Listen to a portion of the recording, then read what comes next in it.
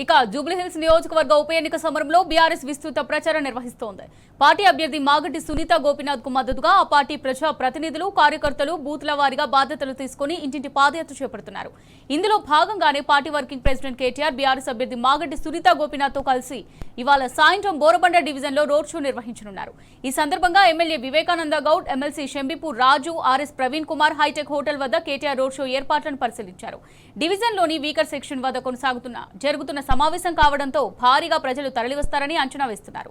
Hitech hotel నుంచి Borabanda bus stop వద్దకు road show చేపట్టిన అనంతరం కేటీఆర్ ప్రసంగిస్తారని ఆర్ఎస్ ప్రవీణ్ కుమార్ వెల్లడించారు.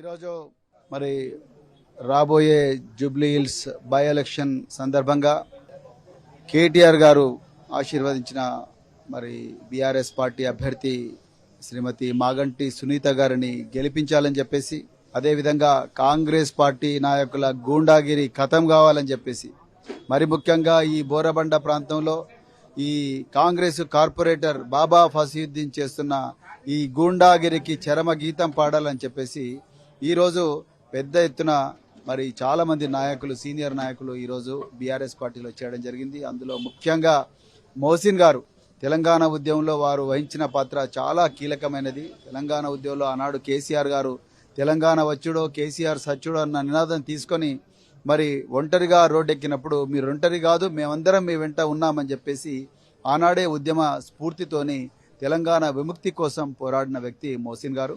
ఇలా మోసిన్ గారితో పాటు చాలా మంది కూడా ఈరోజు మరి పెద్దలు కుత్బుల్లాపూర్ ఎమ్మెల్యే గారు, వివేకానంద్ గారు, అదేవిధంగా మరి ఎమ్మెల్సీ షంబీపూర్ రాజు గారు, వీళ్ళందరి సారథ్యంలో ఈరోజు చాలా మంది జాయిన్ అవ్వడం జరిగింది. నేను మళ్ళొకసారి బోరబండ ప్రజలందరికీ కూడా ప్రత్యేకించి చెప్తా ఉన్నా, మీరు ఏ గూండాగాళ్ళకు కూడా భయపడాల్సిన అవసరం లేదు. మేమందరం కూడా మొత్తం తెలంగాణ ప్రజానీకం, ఈ స్థానిక ఎమ్మెల్యేలు, ఎమ్మెల్సీలు అందరం కూడా మీ వెంబడి ఉంటాము.